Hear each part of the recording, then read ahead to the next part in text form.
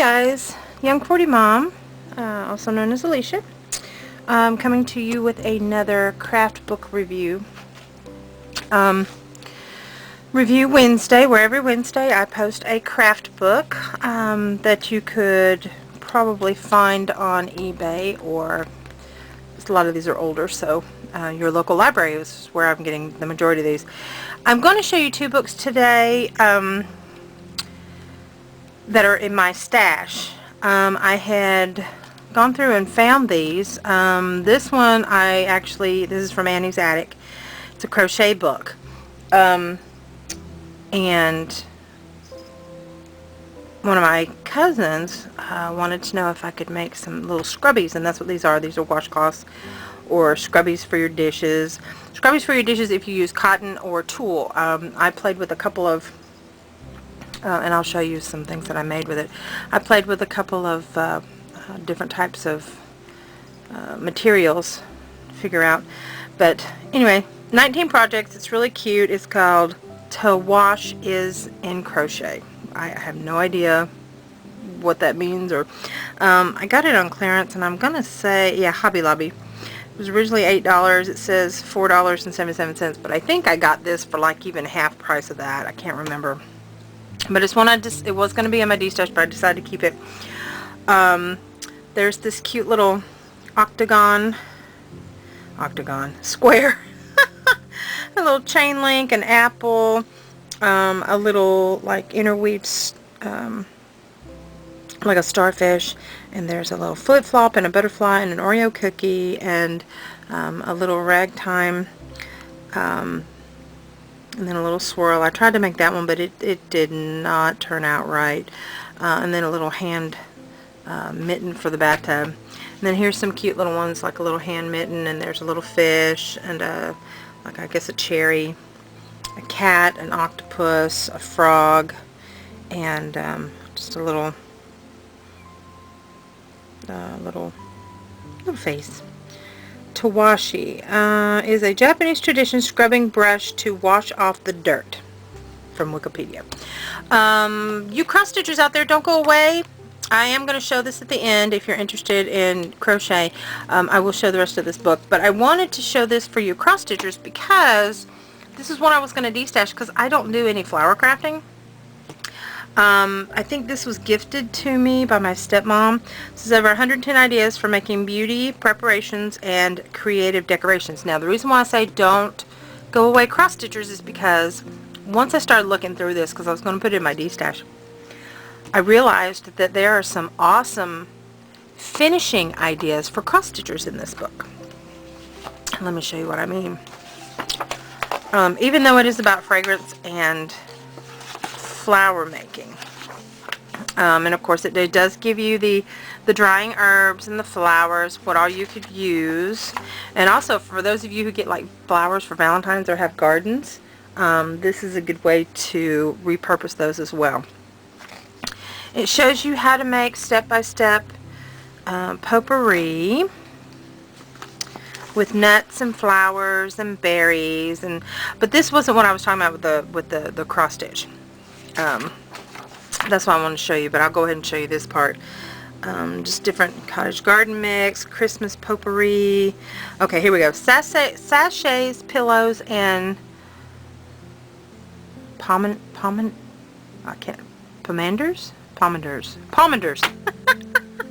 So terrible. That's terrible. Okay, now this is where I got some cross stitch ideas. You can take old hoops, or if you find any at garage sales or yard sales, or any clearance online, any D-stashes, these would be awesome and perfect. You can take lace. You can take the potpourri. Now, what I was thinking of, you put it inside. It tells you step by step how to do that, using a glue gun to glue it all down.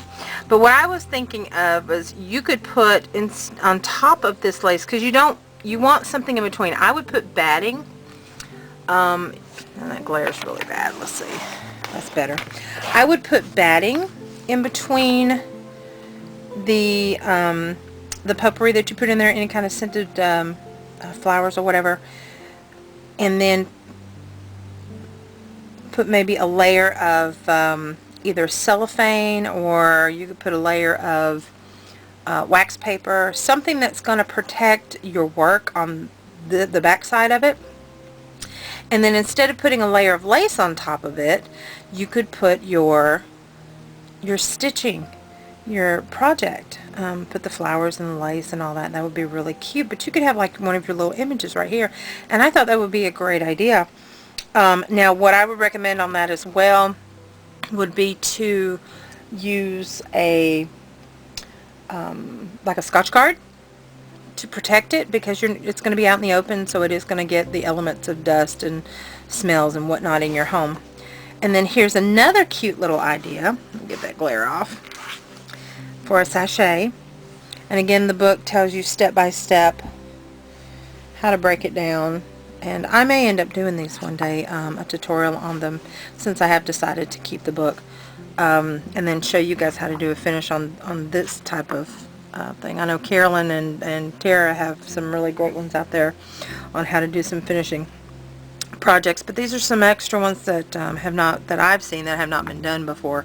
Again, with the sachet and the pillow and the heart, and to me this would be more, it's not machine sewn. As you can see, everything that they do with, like, there's a template, and then they just mark it with a water soluble marker, or with the chalk. Can't think of the name of it, but it's chalk that seamstresses use to mark patterns, and then it's hand sewn, stitched on there. And you could use the fabric holes, whether it be linen or even weave or Aida, to sew that on. And Carolyn shows you how to do that in her pincushion, how you line it up and you can stitch it up. But anyway, and then you can, stitch some lace on it and then super glue a bow. But that's another cross stitch idea. I thought that was really cute. And then over here, let's see what we've got here. This is not cross stitch related. I don't think this would be cross stitch related. Muslin potpourri, a teddy bear pincushion. I thought that was really cute. Now if you did want to use this as a cross stitch idea, you could put the pattern in a round, like a strip. You could probably sew it on, and this is just showing the teddy bear being set in the middle of the fabric, and then you put in the potpourri and then you stitch it up. Let's see, lacy sweet bags. Shows you how to do that. And let's see, bag for linen cupboard. That's to hang in your cupboard, to keep your linen. Let's see, orange sachet. I wouldn't recommend that for cross stitch, but it's a cute idea. This one, a flower-filled pillow. Again, just shows some really cute ideas, how you can smell up your house, and you could put your cross stitch image right here. You could stitch it onto the fabric. A cute idea. And again, rosemary herbal cushion. And it tells you step by step on what to use and how to put it in there, and then sewing it up. And she's hand sewing everything on here, so none of this is machine sewn. So those of you who don't do machine work, this would be ideal for you as well, to give you step by step, and the pictures are really good. I do like the explanations in these. Floral cushion, again, you could put your image. If you didn't want it to touch the flowers, you could put like little tiny images around it, like other flowers cross-stitched on that. Let's see, a hop sleeping pillow. Lavender moth repellent. Oh, nice. Okay. Rosebud pomander. And there's an apple one. I don't know. It's apples and you stuff cloves. Really cool. Let's see, dried flowers, pomander. If I am saying that wrong, please tell me. Pomander. Anyway, okay. This also has beauty preparations. Teaches you step by step on how to make bath oils, foam bath. Let's see, herbal bath bags, lily and lemon bath bags, lavender foot bath, honeysuckle bath oil, fruity bath salts, rose water. These would make great gifts. And what you could do is, if you did make any of these in gifts, you could crochet and make yourself, you could cross stitch little bags. What in the world? You could cross stitch little bags. And those would be really cute. Make a little bag with a drawstring, and you could put these inside, and then that way they get 2 gifts in one. Make it more special. Let's see. Bergamot cologne, Hungary water, orange cologne, rosemary aftershave, leafy aftershave. Also too, good gift idea, cross stitch a card to go with, to match with whatever fragrance you're giving at the time. Really cool. Basil bath vinegar, geranium toilet vinegar, cornflower eye bath, magnolia mask. That's kind of cool. You could, if it's a magnolia mask, well no, cross-stitching wouldn't help on that one either. Lemon and peppermint mask, raspberry infusion, rose water and oat mask. Rose facial splash, rose mask. Oh, and also too, looking at this, you could cross stitch gift tags. Just put it mount it on some cardstock, put a ribbon in it, and tie it to whatever fragrance you're giving. Poppy oil, elderberry astringent, elderberry cream. But that would be some cool ideas. Rose night cream, lavender moisturizer, rose hip face lotion, orange flower cream, carrot moisturizer. Huh, I never would have thought of carrot moisturizer. Carnation and clove soap. How to make your own homemade soap by using a grater. Geranium soap balls, again using a grater, and you add all your essential oils. That would be great. Herbal talcum powder, chamomile hair rinse, lemon dry soap, elderberry hair rinse. Neat.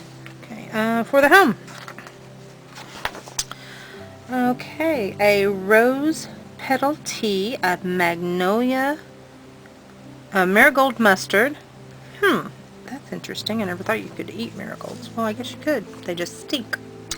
Rose petal salad oil, carnation vinegar. Again, cross stitch a tag, tie it onto it. That would be so sweet. Maybe a picture of a rose or a carnation or whatever the flower is that you're using in your mixture. That would be really cool. Lavender vinegar, lavender honey, and fragrant oven gloves. Again, you put the fragrance inside the little pockets and you stitch it up, or you rather stitch up little pockets and you stuff it in there, and they can change them out. But you could put your cross stitch images on these as well, and I don't know if it teaches you how to make the glove, but let's go see. It does not here. See, herbal hot mat. Well, it shows you how to make the herbal hot mat. Wait a minute, look what that did show. No, it just shows you how to make the pockets. It does give you the dimensions on what to cut if you're going to sew it up though. Okay, and on this one, there's the finished mat underneath. Herbal hot mat. Again, it's got the pockets. That's interesting. Scented tea cozy. Again, with the pockets. Now this does show you step by step on. This is using a machine. Lavender scented paper, lavender scented ink. Very interesting. It shows you how to make your own scented ink and little potpourri for your, see, cross stitch on top of the box. That's what my mind was thinking when I opened this up. I was like, ooh, projects, tags, insect deterrent. That's pretty cool. I know Cindy was wanting to know how to get rid of mosquitoes or gnats and to keep them away from her cross stitching while she's stitching in windows, having your windows open, because I know some areas of the country you can have your windows open and the climate is nice enough where you can do that, and this would help. Insect deterrent. Herbal washing rinse. Nice. Again, tie on a tag. Dried flowers. Okay, dried flower tree, miniature basket, flower wreath, country style straw hat, a summer hamper. See, on the hat, you could put a little cross-stitch image there and glue it down. You could put a cross-stitch image on the side of the basket and glue it down. Very nice. Lavender and rose basket, wheat with hydrangeas, bouquet of dried flowers. This is the kind of stuff that really doesn't interest me about the drying of the flowers, but I just thought it was, if you're going to do like the other fragrances and things like that, or the sachets, I thought it would be really interesting to incorporate your cross stitch into that. Decorative spoon, flowering a horseshoe. Oh no, there's repurposing. Interesting. Or old wooden spoons. I think you can get like a 3 or 4 pack at the Dollar Tree for $1, and you can soak them in like coffee and tea and get them that dark stained look, and then you could decorate them. That's pretty cool. Oh no, this is cool. Apple and cinnamon ring. This dried out apples, gluing them together. Nice. Decorated box, flower covered bow, rose and pearl comb, rose hair slide, Christmas walnuts, apple decorations, slided gilded bay leaves, cinnamon sticks. Now you could also use these ideas to decorate a cross-stitch project that you're giving. Let's see, Christmas nut ball, Christmas cracker, silk flower designs. Sorry guys, this book is going a little bit longer than I had expected. Silk centerpiece, bedside posies, silk flower cards, silk flower basket, carnation comb, sweet pea hair bands, wall hanging basket, sweet pea basket, rosebud slides, orchid side combs, pressed flower designs. You get the idea of what I was talking about. Oh, and see the pressed flowers. See, that's really cool. It shows you step by step on how you can press your own flowers, make your own stationery, make scented cards, little black box, make bookmarks. It gives you step by step on how to do that. A gardening book, wedding card, and then here it gives you all the templates, the glossary for different types of flowers, what they do and what they are used for. But yeah, so that was that book. Thank you for watching about that. And now I'm going to quickly go over the washcloth book. I just want to show you, I think I pretty much showed you all the designs. I have made this one. I haven't made the octopus. And then we've got the chain. This is called the fish mitt. We've got the flip-flop. We've got the stuffed Oreo cookie. It does give you a glossary on stitches. The Wicked Witch hand is what they're calling that. This is called the spiral. This is called the puzzle. And then it shows you step by step on how you piece it together. Oh. The cat's going crazy, jumping on everything in here. I don't know why. That must be a fly. This is called Sunrise Mitt. This is called a rose, not a cherry. Red apple. There's the octopus. This is called the butterfly. The black cat. The flower mitt. This is called orange face. It's called the flower. That's called the puzzle ball. And this is called the folded square. This is one I made. Alright, and then it shows you step by step on how you fold it when you stitch it up. It does give you metric conversions. It does give you a stitch guide if you're not familiar with some of the terms. But that was from Annie's Attic, and I gotten that a long time ago. But anyway, that's it for the book reviews. Thank you guys for watching. I appreciate it. And if you have any ideas or anything that you'd like to see reviewed, I do have quite a few of Mary Englebrights that I'd like to show you in the future. So that's all I got. Peace out. Be sure and turn in every week. We do another craft book every Wednesday. We have For Sale Friday. We have Tuesday tutorials or tags, which I didn't get to do this week, so I apologize for that. Have a good one.